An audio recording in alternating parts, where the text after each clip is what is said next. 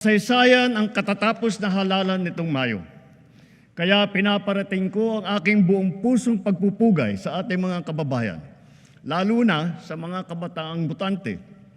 Sa atin lahat dito, isang tabi na natin ang ating pagkakaiba at magkasundo na sa tatlong bagay na nagbibigkis sa atin. Sa ating pagiging Pilipino, ang ating pagiging makabansa, at ang ating sinumpang tungkulin sa taong bayan. Malinaw sa akin ang mensahe ng naging resulta ng halalan. Bigo at dismayado ang mga tao sa pamahalaan, lalo na sa mga pangunahing serbisyo. Ang leksyon sa atin ay simple lamang. Kailangan pa natin mas lalong galingan. Kailangan pa natin mas lalong bilisan. Kung datos lang ang pag-uusapan, maganda ang ating ekonomiya, tumaas ang kumpiyansa ng mga negosyante. Bumaba ang inflation, dumami ang trabaho.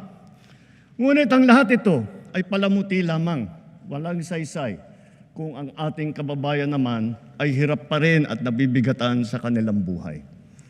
Kaya sa huling 3 taon ng administrasyon, ibubuhos pa natin ang lahat-lahat, hindi lamang upang mapantayan, kundi mahigitan pa ang pagbibigay ginhawa sa ating mga kababayan.